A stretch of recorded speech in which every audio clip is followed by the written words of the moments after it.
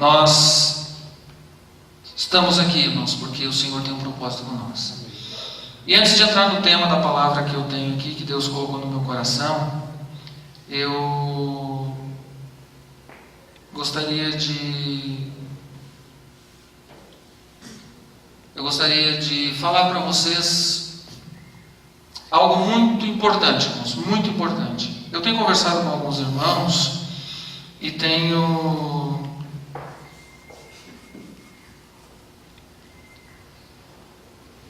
assim falado com alguns irmãos, e eu quero falar um pouquinho assim.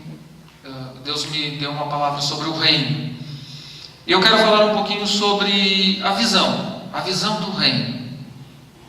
Antes de especificamente entrar no assunto, eu quero falar um pouquinho sobre a visão do reino.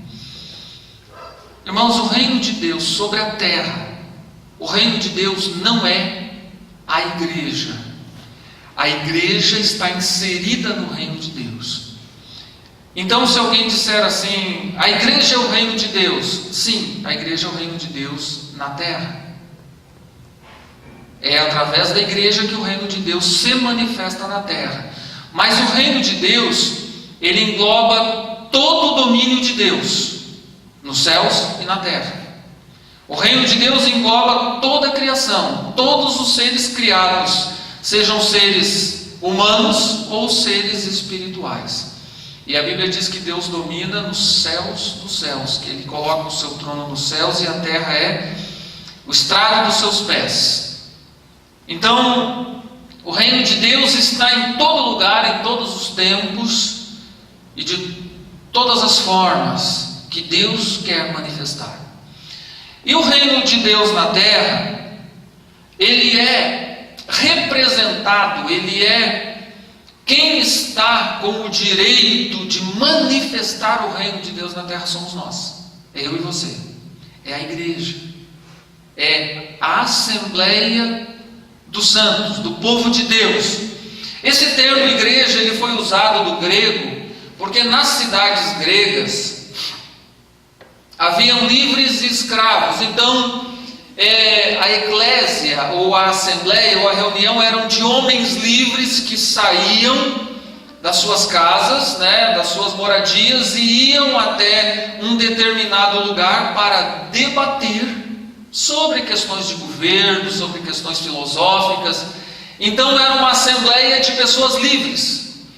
Então também o termo quer dizer chamado para fora, ou seja, para fora do serviço obrigatório, para fora da escravidão, ou para fora da sua casa, da sua residência, do seu domínio. Então os homens iam até a praça das cidades, e quem estudou um pouquinho de história grega sabe que lá então tinham os filósofos, os oradores, e eles debatiam sobre tudo, sobre mitos, sobre conceitos, e assim nasceu a filosofia, e assim nasceu a democracia e todo o conceito da sociedade grega, que é a base da nossa sociedade hoje, Nós temos hoje pensamento grego, Tem um pastor que pregou, que disse que nós hoje somos gregos na nossa forma de sociedade, na nossa forma de governo, e somos uma democracia. O Brasil é assim, se organiza dessa forma. Então a igreja, ela é feita de homens e mulheres livres, chamados para fora da onde? Da escravidão, do pecado, do mundo, para se reunir e nesta assembleia então manifestar o reino de Deus.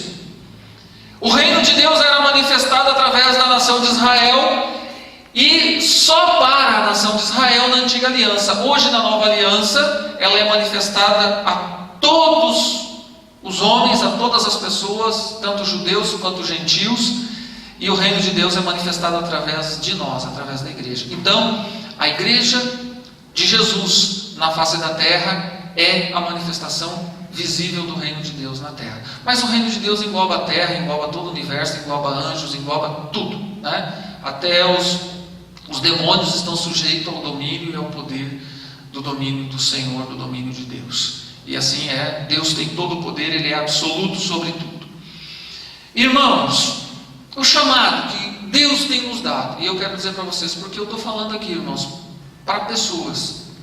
E eu quero dizer para vocês assim, coloque isso no coração, para pessoas que foram chamadas para serem motivadores da manifestação do reino de Deus na terra.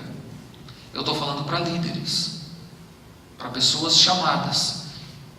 E talvez, irmãos, o chamado que Deus precisa fazer em nós, e precisa ainda trabalhar mais em nós para que a gente saia de um tipo de escravidão que não é a escravidão do pecado, mas talvez de uma escravidão cultural que diz que nós não somos capazes de nada, que diz que nós não temos potencial, que diz que nós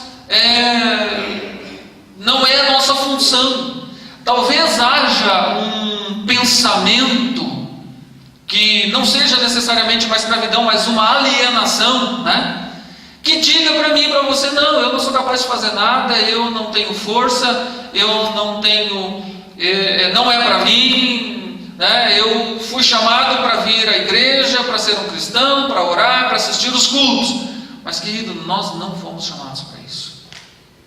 O reino de Deus, para se manifestar, precisa da nossa ação, precisa da nossa atitude.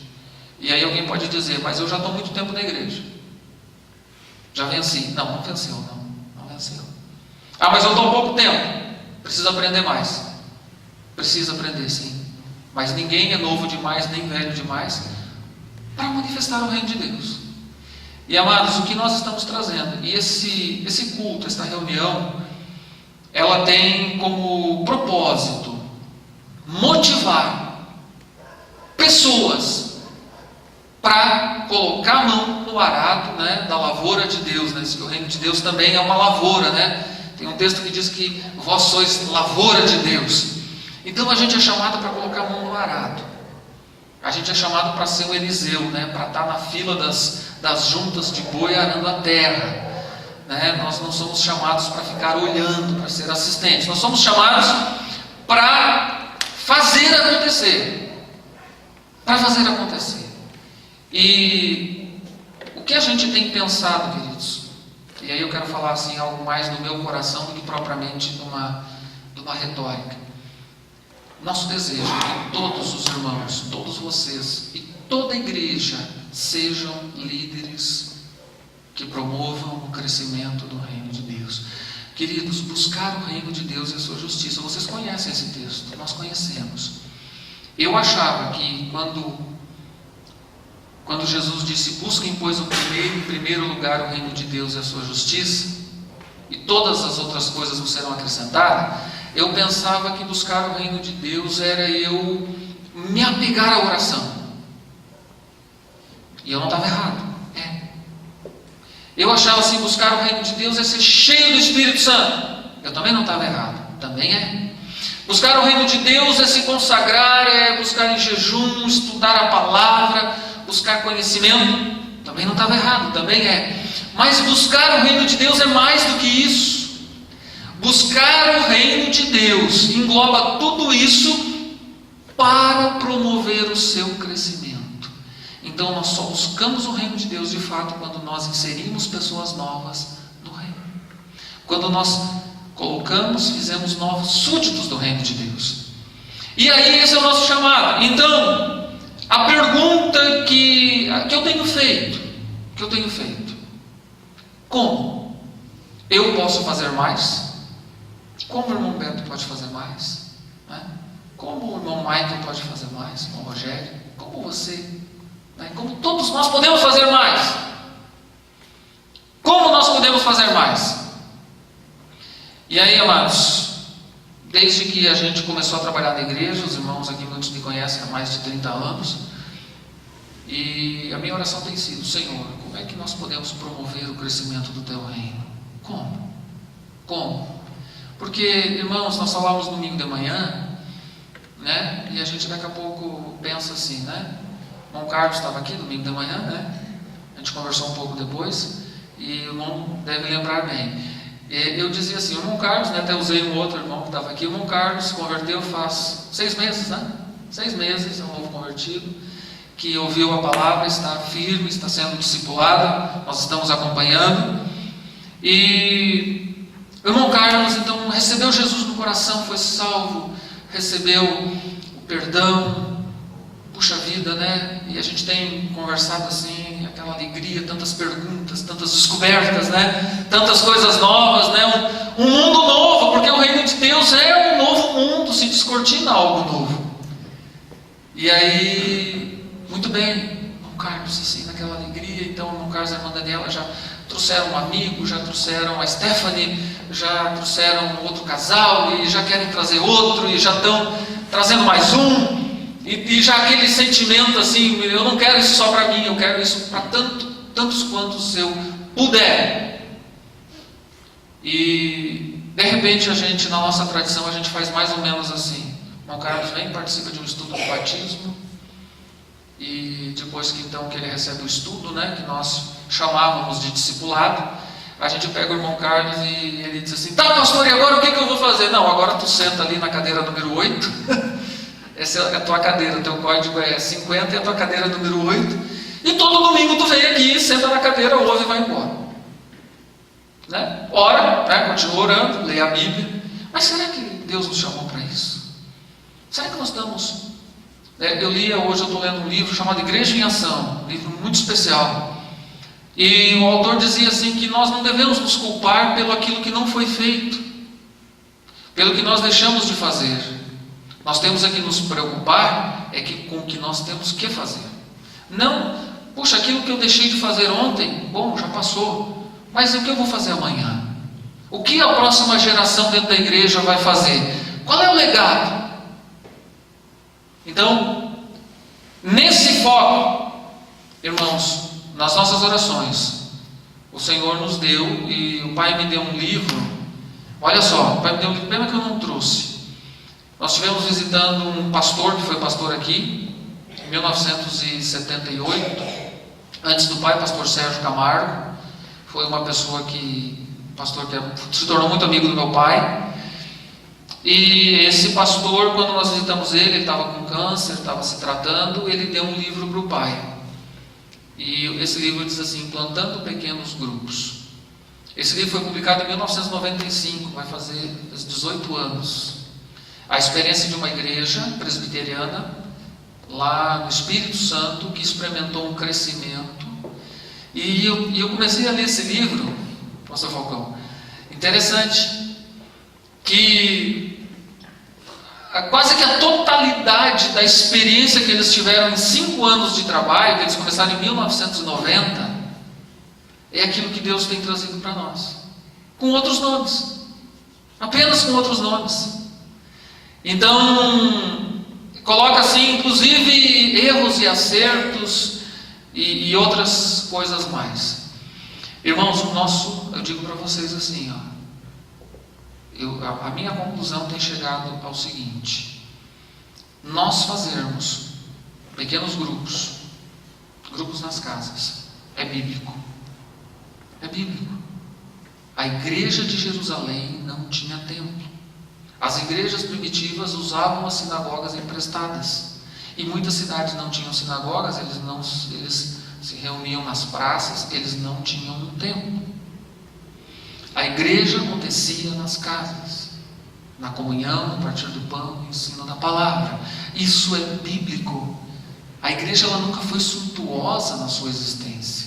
Isso veio com a entrada do paganismo. O paganismo é que transformou isso. O paganismo transformou isso na Idade Média. Quem estuda a história da igreja sabe disso. A igreja, o evangelho era extremamente simples. Era tão simples que era considerado loucura. E eu estava pensando, irmãos, não existe coisa mais simples que uma reunião de um pequeno grupo numa casa. E hoje, eu estava lendo inclusive nesse livro, diz que existem vários tipos de pequenos grupos, né? Eles se organizaram lá para fazer inclusive alguns tipos de apoio, alguns grupos temporários e tal. Uma estratégia que eles tiveram lá para recuperar pessoas desviadas, para outros, assim, para ser mais intensivo em algumas áreas. E esses grupos, eles começaram a multiplicar o crescimento da igreja. Irmãos, não tem coisa mais simples. Não existe coisa mais básica do que um grupo numa casa. Eu diria hoje que se nós quiséssemos adotar um nome que não fosse célula, um nome que não fosse célula, porque pequeno grupo, célula, grupo caseiro, grupo familiar, é tudo a mesma coisa. A gente usa o nome de célula em função da visão da multiplicação, porque célula se multiplica. Mas é muito simples. O discipulado 1 a 1, que a Bíblia ensina, que é diferente do conceito que a gente traz, que é aquele andar junto, né? Que é aquele andar lado a lado, que é aquela paternidade espiritual, que é aquele cuidado, que é aquele companheirismo, que é aquele relacionamento de pai e filho espiritual, é muito simples. Toda a questão está antes disso.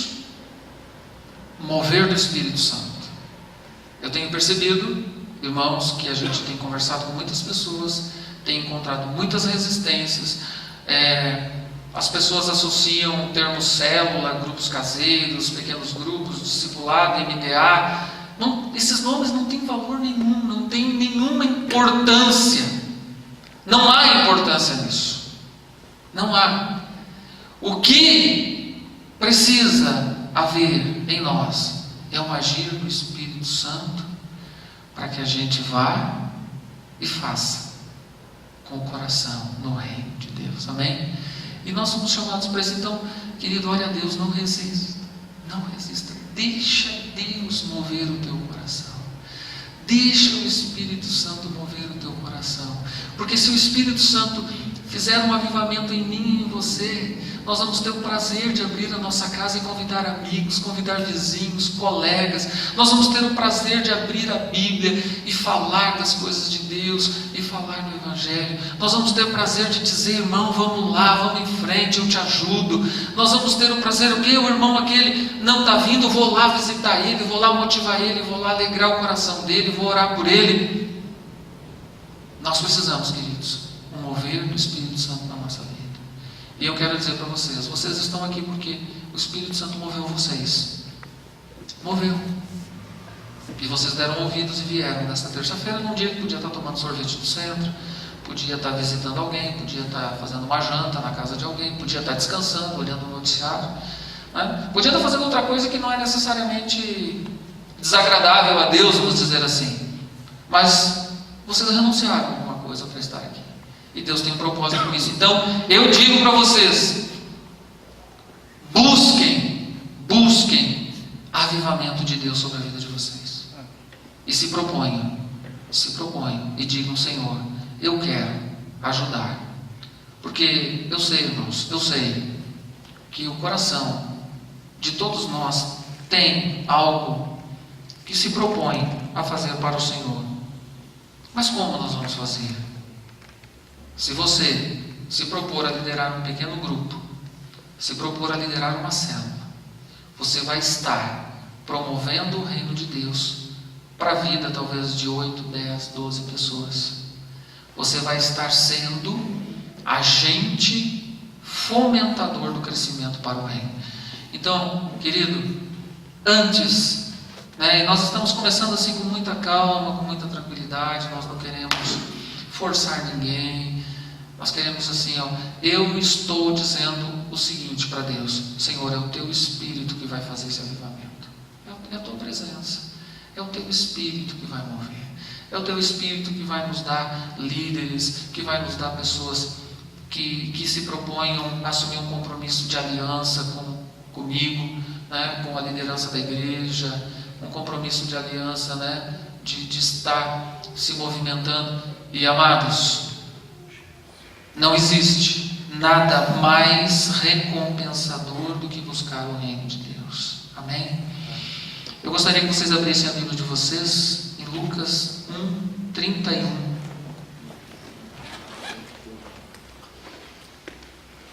Lucas 1, 31.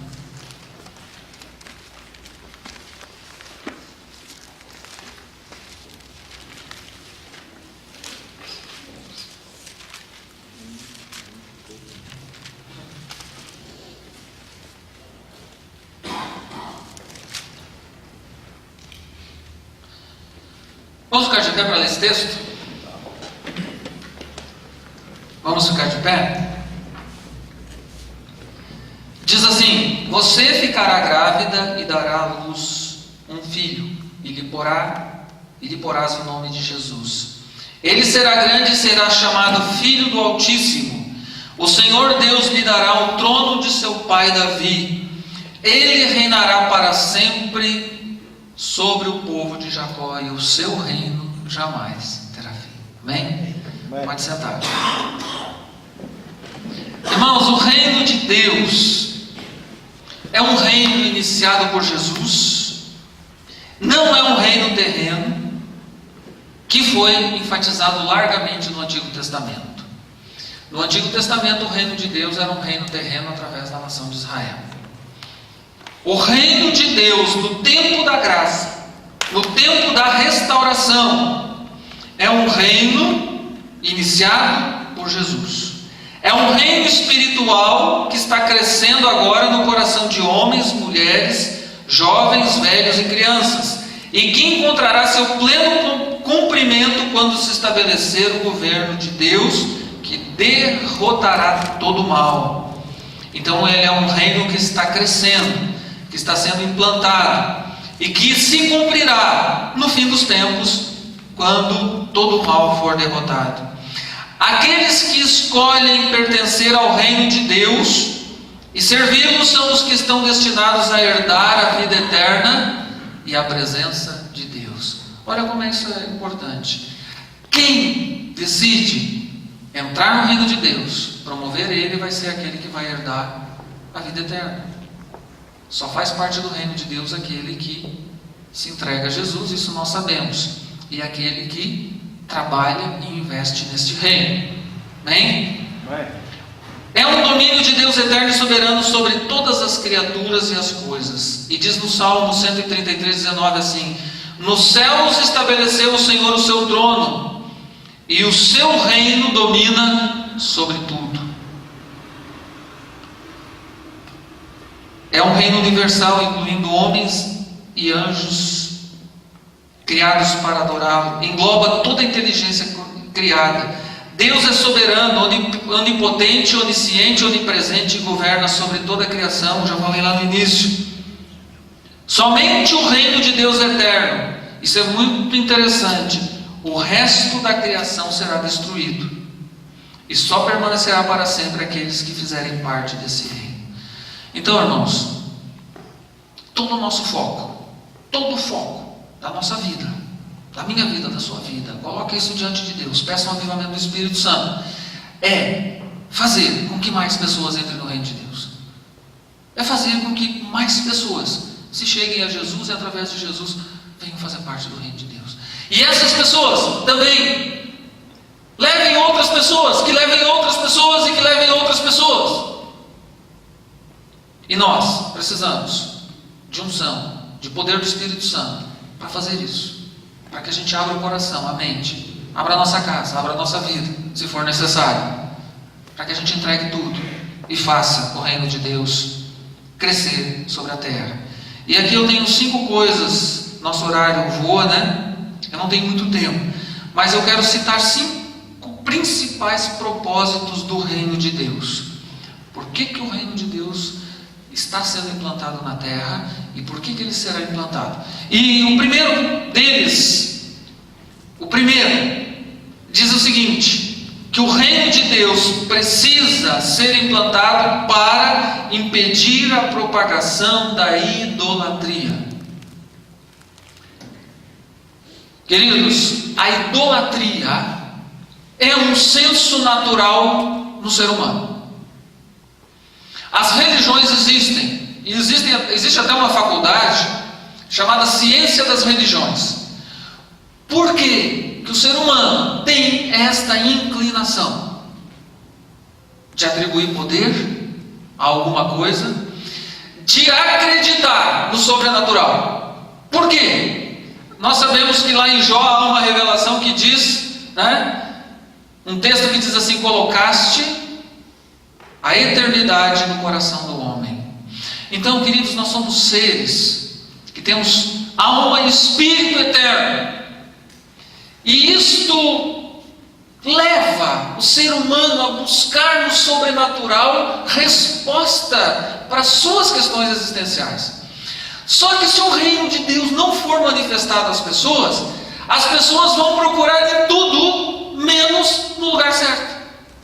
Então nós temos a missão de propagar o reino de Deus, porque pessoas incautas, pessoas ignorantes, pessoas que não têm discernimento estão adorando pedras, estão adorando árvores, estão adorando astros, estrelas, o sol, a lua, estão adorando animais, estão adorando mortos, estátuas, estão adorando objetos.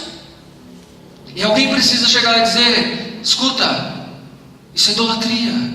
Você precisa entrar no reino de Deus através de Jesus para você satisfazer a sua necessidade espiritual. Você está no engano. E nesse engano você não vai fazer parte do reino do Deus verdadeiro, porque a idolatria, ela vem com naturalidade na vida das pessoas. Vocês sabiam disso? Se a pessoa não se converter a Jesus, ela é naturalmente um idólatra. E idolatria o que é? A definição mais simples de idolatria que eu vi até hoje: tudo que toma o lugar de Deus é idolatria. Pode ser um objeto, pode ser um carro, pode ser um filho, pode ser qualquer coisa que tem mais importância do que Deus, que o Deus invisível, qualquer coisa que é atribuído poder. E aí Deus diz para a nação de Israel em Êxodo 23: não terás outros deuses diante de mim. O que isso está dizendo? Que Deus está olhando a toda a humanidade e os homens estão colocando outros deuses diante de Deus. Então o reino de Deus, irmãos, missão para nós: aplacar a idolatria. O reino de Deus precisa aplacar a idolatria para que as pessoas se convertam. Amém? Nós temos que pregar contra a idolatria e temos que promover o reino de Deus, porque aquele que se salva deixa de ser um idólatra. Segundo lugar, preservar o testemunho do reino de Cristo, apresentando Jesus como cabeça deste reino. Pela apresentação dos súditos, a igreja é sobre e através de quem este reino é manifesto. Somos os assessores, a equipe de governo de Jesus aqui na terra. Os índices de aceitação do governo e o cumprimento das metas dependem do trabalho dessa equipe. Isso funciona mais ou menos assim. A prefeitura aqui de Santa Cruz tem uma secretaria de saúde. E existem índices que a Organização Mundial de Saúde define como sendo aceitáveis, de mortalidade infantil, de manifestação de alguns tipos de doença, de epidemias, e eles têm metas para cumprir. E tem um ranking, né? Tem um ranking. Então o que o governo municipal faz? Ele vai lá, busca um secretário, esse secretário forma uma equipe, e essa equipe vai definir estratégias e vai trabalhar para quê? Para combater, para prevenir, para reduzir o número de incidência de doenças, de dengue, de outras doenças contagiosas, de epidemias, reduzir o índice de mortalidade infantil, de desnutrição. Então tem várias coisas que eles têm que fazer. Para quê? Para salvar vidas, para melhorar a qualidade de vida da população, para prevenir doenças, para prevenir surtos. No reino de Deus nós somos essa equipe de governo. Nós somos a equipe de governo. Nós somos os assessores. E Deus tem metas para cumprir. Tem índices no ranking de Deus que precisam ser cumpridos. Nós não sabemos. E até talvez devêssemos orar e dizer: Senhor, qual é o índice que tu quer? Aonde tu quer chegar? Mas eu quero dizer para vocês que o Rio Grande do Sul, o estado do Rio Grande do Sul, o nível de evangelização e de pessoas convertidas no Rio Grande do Sul é menor que muitos países da África. E nós estamos mandando missionários para a África. E lá tem mais crente que no Rio Grande do Sul. Nós temos uma missão, queridos. O reino de Deus precisa. Nós somos a equipe que tem que promover isso. Eu e você, a igreja. Nós temos que fazer isso. Nós somos os comissionados. Quanto mais pessoas estiverem trabalhando, quanto mais agentes de saúde do reino de Deus estiverem trabalhando, mais pessoas serão salvas. E melhor será o índice. E isso se multiplica. E quanto mais pessoas convertidas tem, mais vai se multiplicando. A igreja tem se mantido através dos séculos assim. Existem cidades, irmão, que metade da cidade é convertida ao Senhor Jesus. Metade, 50%, 60% da população congrega e é discípulo de Jesus. E são discípulos verdadeiros. Não são pessoas assim que vivem um cristianismo. Não, são pessoas que congregam em igrejas verdadeiras, sérias, e que são cidades onde a oração é contínua, onde há um mover de Deus contínuo. Eu tenho orado a Deus e tenho dito: Senhor, abre o céu sobre Santa Cruz, abre o céu sobre essa cidade, repreende esse espírito de feitiçaria, de idolatria que tem nessa cidade, esse comodismo, essa tradição, essa religiosidade. Senhor, quebra isso, para que nós possamos melhorar os índices de crescimento do reino de Deus aqui na nossa cidade, aqui no nosso bairro. Amém? O reino de Deus também tem o propósito de reunir os eleitos. Preste atenção nessa frase aqui, ó. Ela é antagônica, mas diz assim, ó: pela proclamação do Evangelho, pelo discipulado, pelo ensino saudável de todas as coisas que Jesus nos ordenou, reunindo-os pela comunhão, ou seja, os eleitos, pela vida em comunidade de acordo com os padrões do reino, reuni-los para em seguida, entre aspas, espalhá-los para cumprir o seu papel no reino. Então o reino de Deus, ele reúne pessoas, congrega, fortalece, treina, capacita. O que nós estamos fazendo aqui? E daqui vocês saem, se espalham por essa cidade, e aonde vocês vão, o reino de Deus vai acontecendo. Semana que vem a gente se reúne de novo, domingo nos reunimos, outros dias, saímos e vamos e fazemos de novo. Irmãos, a visão da igreja nas casas não pode ser mais especial na promoção do reino de Deus.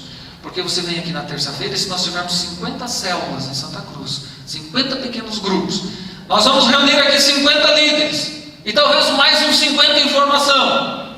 Nós reunimos aqui 100 pessoas na terça-feira, e na quinta-feira se reúnem 500, 600 pessoas, em todos os bairros de Santa Cruz, e todos, no mesmo momento, a uma só voz, clamam por vidas nessa cidade. Irmãos, a minha estatística é mais ou menos a seguinte: é a estatística das igrejas.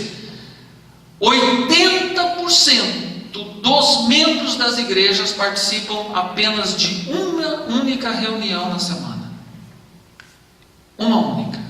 Eu acho que aqui em Santa Cruz dá um pouquinho mais, porque nós temos reuniões nas congregações, e muitos dos irmãos das congregações têm ido lá. Muitas vezes pessoas vão na congregação no sábado e não vêm no domingo aqui.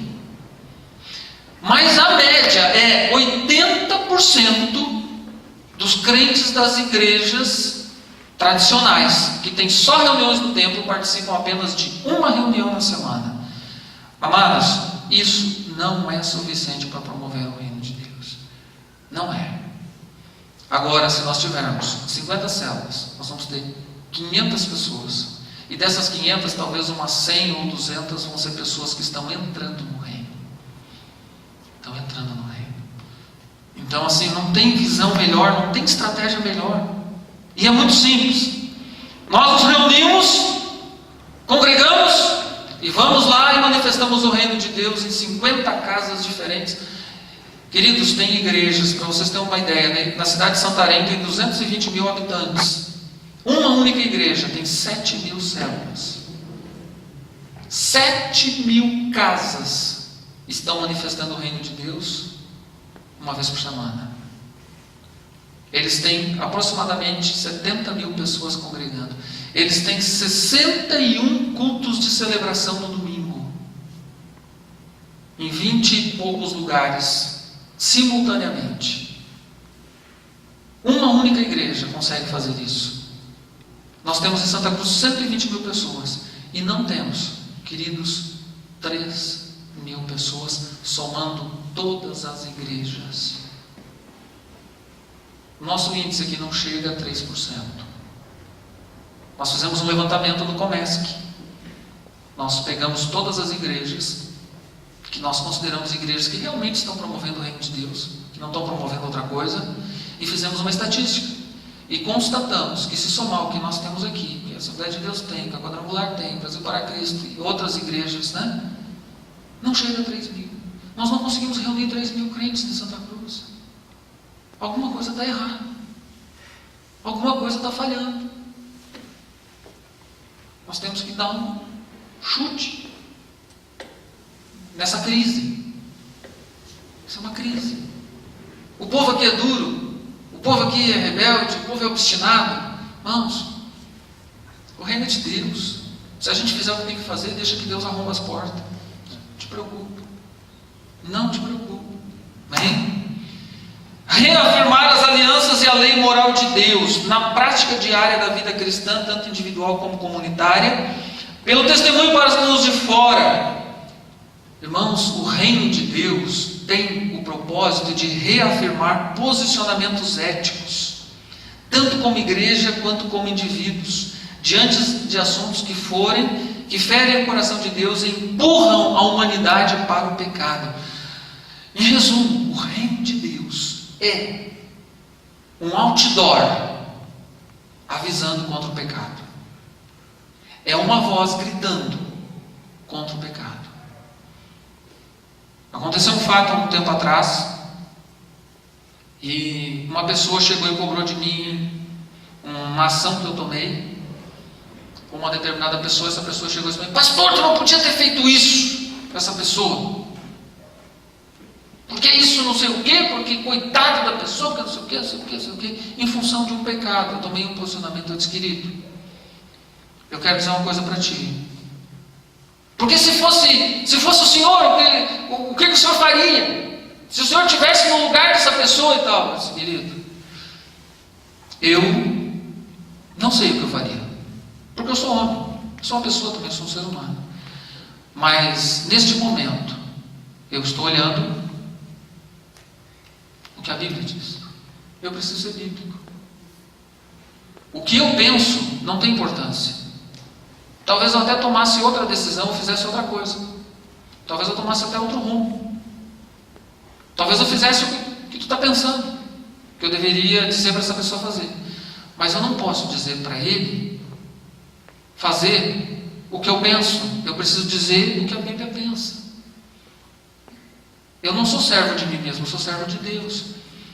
E eu disse assim: isto é humanismo. E eu li um artigo que diz o seguinte, que a apostasia é o esfriamento da fé, a tolerância ao pecado, o desviamento da igreja, está entrando nas igrejas pelo humanismo.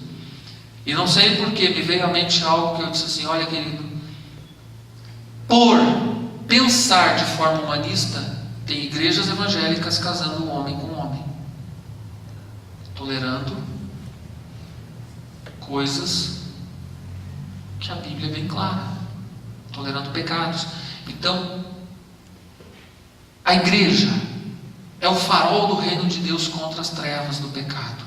E nós temos a missão de dizer para esse mundo: olha, vocês, a moral, a ética que não existe mais. A igreja é o último reduto de ética e moral nesse mundo. É o último reduto. A sociedade está enfiando goela abaixo. A mídia está enfiando na sociedade goela abaixo. Imoralidade, prostituição, mentira, falsidade, traição, prostituição, adultério, assassinato. É o que a gente vê. Ocultismo. Não é? Ocultismo. E aí, quem vai levantar uma bandeira contra isso? A igreja. Porque o reino de Deus é um reino de paz, justiça e alegria no Espírito Santo. Aleluia. A última. Reduto é um beco. É um beco, é uma rua sem saída, Um lugar assim onde não tem saída, é um reduto. É o último, é um lugar seguro, um lugar fechado. É a igreja. Está nas nossas mãos, queridos. E eu oro a Deus e digo: Senhor, não nos deixa esfriar, não nos deixa apostatar, não nos deixa a frieza entrar. E por fim, queridos, em quinto lugar, triunfar sobre tudo. Sim, pois em última instância o reino de Deus encherá toda a terra, subjugará todas as criaturas e todas as coisas. Abra sua Bíblia, Apocalipse 11, 15. E alguém que achou pode ler.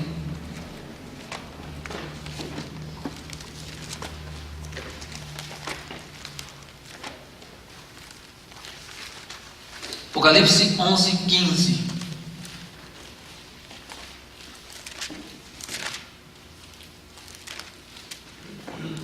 O sétimo anjo tocou a sua trombeta e houve no céu grandes vozes que diziam: os reinos do mundo vieram a ser de nosso Senhor e do seu Cristo, e ele reinará para todo sempre. Amém. Amém? Amém. O reino de Deus vai triunfar sobre tudo, irmãos. Por isso é um propósito de Deus, triunfo. Diz a tradução que eu tenho aqui: o reino do mundo se tornou do nosso Senhor e do seu Cristo, e Ele reinará pelos séculos dos séculos.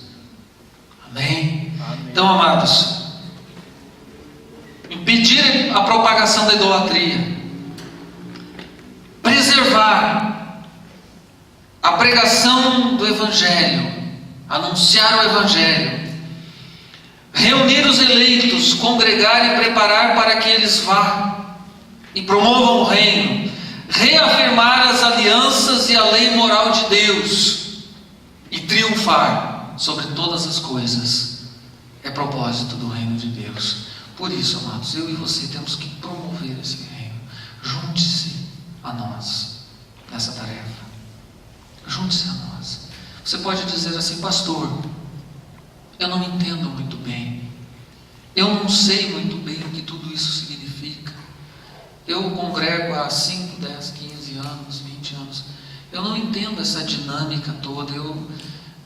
Eu digo para vocês também que eu também não entendo tudo, também não sei tudo, mas, irmãos, Deus está nos chamando para fazer a diferença em Santa Cruz. E não se apeguem a nomes, a títulos, a rótulos. Por favor, fala isso de coração. Não se apeguem. Não se apeguem a isso. Porque o nome que nós damos a uma determinada atividade é o que menos importa. O que importa é a essência do que estamos fazendo. Então, irmãos, se é célula, se é pequeno grupo, eu até diria o seguinte: eu falo para vocês uma coisa, eu estava pensando. Se eu fosse dar um nome para as nossas células, para as reuniões nas casas que não fosse célula, eu daria o nome de grupo de evangelismo. Grupo de evangelismo e crescimento seria o nome que eu daria. GEC, Grupo de Evangelismo e Crescimento.